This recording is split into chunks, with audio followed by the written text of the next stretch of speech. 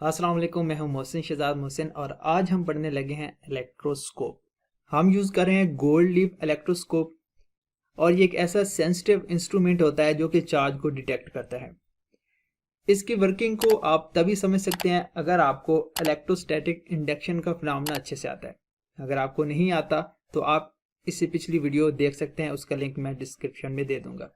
तो सबसे पहले समझते हैं कि इसकी कंस्ट्रक्शन किस तरह से है, ये बना हुआ किस तरह से होता है, इसको कैसे डिज़ाइन किया हुआ होता है। यहाँ पर हमें एक ब्रास रॉड यूज़ करते हैं जो कि यहाँ आपको नज़र आ रहा है और उसके ऊपर ब्रास की एक डिस्क लगाई जाती है और इसके नीचे गोल्ड फाइल की दो लीव्स होती हैं जो कि यहाँ पर हैंग की हुई होती हैं। अब इसको फिक्स किया जाता है एक इंसुलेटर की मदद से, इसके अंदर से गुजारा जाता है ताकि ये यहाँ पर फिक्स रहे, गिरे नहीं। ये जो पूरा जार होता है ये ग्लास का बना हुआ होता है और यहाँ नीचे हम एक एल्युमिनियम फाइल यूज़ करते हैं जो कि कॉपर के वायर से कनेक्टेड होती है और मोस्टली हमने इसको ग्राउंड किया होता है। ये हम ऐसा ये क्यों लगाते हैं ये हम बाद में समझेंगे। तो ये थी इसकी कंस्ट्रक्शन।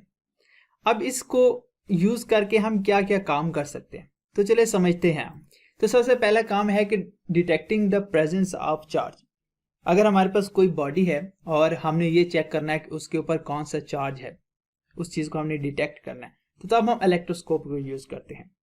अब होगा किस तरह से, सबसे पहले हम इलेक्ट्रोस्कोप लेंगे। ऐसा इलेक्ट्रोस्कोप होना चाहिए कि जिसके ऊपर कोई चार्ज ना हो, न्यूट्रल होना चाहिए। और जो बॉडी हम करीब लेकर आ रहे हैं अगर तो वो न्यूट्रल है तो फिर यहाँ पर किसी किस्म को कोई डिफ्लेक्शन शो नहीं होगा। अब इससे बॉडी के करीब लाने से यहाँ डिफ्लेक्शन किस तरह से आएगा, असल में यही चीज़ें हमने समझनी है और ये इलेक्ट्रोस्टैटिक इंडक्शन की वजह से पॉसिबल होता है। चलिए मैं आपको थोड़ा सा बता देता हूँ कि इलेक्ट्रोस्टैटिक इंडक्शन क्या होता है। इलेक्ट्रोस्टैटिक इंडक्शन होती है कि जब हम किसी चार्ज बॉडी को दूसरी बॉडी के करीब लेकर आते हैं तो उसके अंदर जो सेम चार्जेस होते हैं वो रिपेल हो जाते हैं और जो अपोजिट चार्जेस होते हैं वो अट्रैक्ट हो जाते हैं। यानी नेगेटिव चार्ज बॉडी को करीब लेकर आएंगे तो सारे पॉजिटिव चार्ज को अट्रैक्ट कर लेगा और नेगेटिव को रिपेल करेगा और उसके अंदर जो चार्जेस होंगे वो डिस्ट्रीब्यूट हो जाएंगे। तो ये होता है हमारे पास इलेक्ट्रोस्टैटिक इंडक्शन। तो यहाँ पर क्या होगा कि अगर ये बॉडी न्यूट्रल है जिसको हम करीब लेकर आ रहे हैं और ये इलेक्ट्रोस्कोप भी न्यूट्रल है, मतलब कि इस पर किसी किस्म का कोई चार्ज नहीं, तो इनके अंदर ये जो लीव्स हमने लगाई हैं इनके अंदर किसी किस्म का कोई डिफ्लेक्शन नहीं होगा। लेकिन अगर जो बॉडी हम करीब लेकर आ रहे हैं उसके ऊपर कोई चार्ज है, कोई चार्ज, मैंने बोला है, मैंने ये नहीं कहा कि उसके ऊपर कोई पॉजिटिव चार्ज है, पॉजिटिव भी हो सकता है और नेगेटिव भी हो सकता है, कोई चार्ज है और हम उस इलेक्ट्रोस्कोप के करीब लेकर आते हैं, तो यहाँ पर होगा इलेक्ट्रोस्टैटिक इंडक्शन।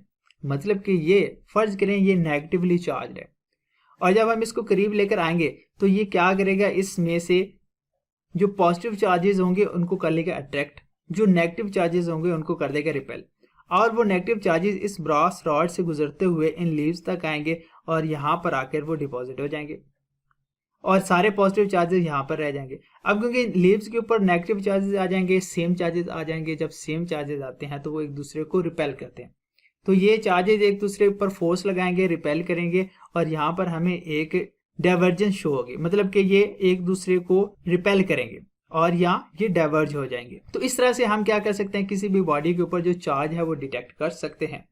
अब ये जो डाइवर्जेंस है ये डिपेंड करती है कि चार्जेस कितने ज़्यादा। अगर ये जो बॉडी जिसको हम करीब लेकर आ रहे हैं इसका चार्ज बहुत ज़्यादा है, इसकी मतलब कि इसके अंदर चार्जेस ज़्यादा हैं तो ये डाइवर्जेंस ज़्यादा होगी, अगर इसके अंदर चार्जेस कम है तो ये डाइवर्जेंस कम होगी।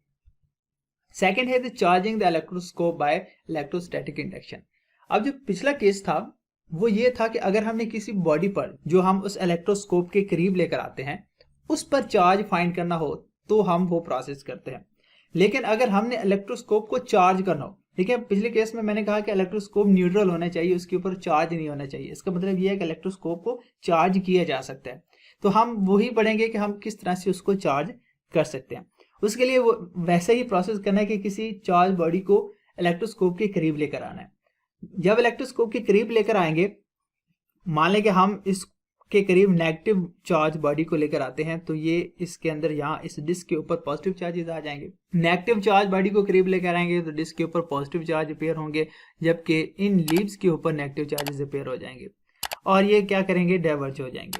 जब ये डाइवर्जेंस शो होगी तो अगले स्टेप में आपने क्या करना है कि एक वायर लेकर इस पॉजिटिवली चार्ज डिस्क को और इस एल्यूमिनियम वायर को आपस में कनेक्ट कर देना है।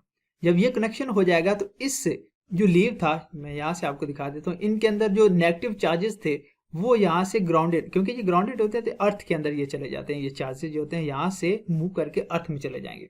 तो क्या होगा कि यहाँ से जितने भी नेगेटिव चार्ज होंगे वो सारे के सारे अर्थ में चले जाएंगे। तो ये क्योंकि यहाँ चार्जेस खत्म हो जाएंगे तो इनकी जो डाइवर्जेंस है वो भी खत्म हो जाएगी।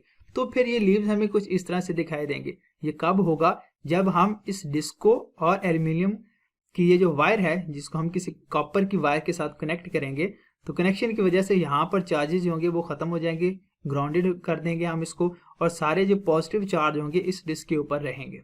अब इस रॉड को बैग ले जाने से पहले हम इस कनेक्शन को खत्म करते हैं, और फिर यानी पहले ये वायर जो है ये इसके साथ जो हमने कनेक्ट की हुई है इसको खत्म करेंगे, और बाद में इस रॉड को इससे अवे लेके जाएंगे। तो तब हमारे पास जो इलेक्ट्रोस्कोप होगा वो ओवरऑल पॉजिटिवली चार्ज होगा, क्योंकि हमने एक कनेक्टिंग वायर की मदद से इसके अंदर जितने भी नेगेटिव चार्जेस थे उसको ग्राउंडेड कर दिया, और बाकी बचेंगे कौन से? सारे के सारे पॉजिटिव चार्ज बच जाएंगे। और जब सारे पॉजिटिव चार्ज बच जाएंगे तो वो पूरे के पूरे इस ब्रास रॉड में और इस डिस्क के अंदर अपेयर होंगे और पूरे इलेक्ट्रोस्कोप के ऊपर पॉजिटिव चार्ज होंगे।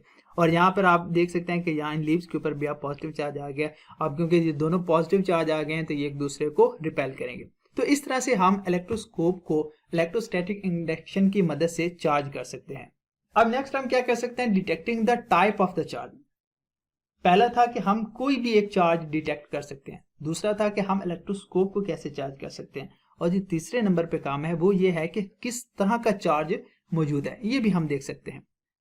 अब वो किस तरह से कर सकते हैं? सबसे पहले तो हम इलेक्ट्रोस्कोप को चार्ज करेंगे, या तो उसको पॉजिटिवली चार्ज करेंगे या फिर नेगेटिवली चार्ज करेंगे।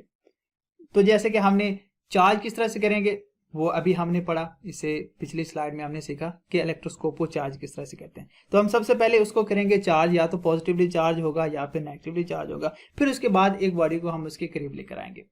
अगर करीब लाने वाली बॉडी एक नेगेटिवली चार्ज बॉडी है तो क्या होगा कि सारे के सारे जो नेगेटिव चार्जेस होंगे इन लीव्स से चले जाएंगे ऊपर की तरफ, यहाँ डिस्क पर रिपेयर हो जाएंगे और सारे पॉजिटिव चार्ज नीचे रह जाएंगे। इलेक्ट्रोस्टैटिक इंडक्शन यही तो होती है, चार्जेस सारे कहाँ आ जाएंगे? डिस्क पर आ जाएंगे, और ये जो डाइवर्जेंस है वो पहले से ज्यादा हो जाएगी। यानी अगर करीब लाने वाला जो रॉड है वो पॉजिटिव होगा तो इन लीव्स की डाइवर्जेंस, पहले डाइवर्ज तो होंगे लेकिन वो डाइवर्जेंस इंक्रीज कर जाएगी।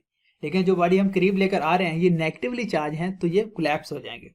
तो ये होता है, इस तरह से हम पता कर सकते हैं इन लीव्स की डाइवर्जेंस से कि जो बॉडी हम करीब लेकर आ रहे हैं ये पॉजिटिवली चार्ज है या नेगेटिवली चार्ज है। एंड लास्ट वन, कि हम किसी कंडक्टर और इंसुलेटर को किस तरह से आइडेंटिफाई कर सकते हैं? इलेक्ट्रोस्कोप की मदद से। मतलब कि मैं कोई ऑब्जेक्ट इस इलेक्ट्रोस्कोप के करीब लेकर आता हूं तो मैंने ये चेक करना है कि ये एक कंडक्टर है या इंसुलेटर है, तो मुझे कैसे पता चलेगा? तो उसके लिए क्या करेंगे? उस ऑब्जेक्ट को उस डिस्क के साथ, ब्रास डिस्क के साथ हम टच करेंगे। टच करने से जो लीव्स हैं वो कोलैप्स हो जाएं, मिल जाते हैं आपस में, यानी जो पहले डाइवर्ज होंगे, क्योंकि चार्ज होगा तो डाइवर्ज तो लाजमी होंगे। जब वो कोलैप्स हो जाएंगे उस ऑब्जेक्ट को टच करने से तो तब हमारे पास वो ऑब्जेक्ट एक कंडक्टर होगा। लेकिन किसी किस्म का कोई चेंज नहीं आएगा डाइवर्जेंस में जब हम उस ऑब्जेक्ट को उस ब्रास डिस्क के साथ टच करेंगे, तो इसका मतलब है वो हमारे पास एक इंसुलेटर है। तो ये था हमारे पास इलेक्ट्रोस्कोप, किस तरह से हम इसको चार्ज कर सकते हैं, इसकी वर्किंग क्या है, और मजीद कौन कौन से काम हम इलेक्ट्रोस्कोप की मदद से कर सकते हैं। Thank you so much.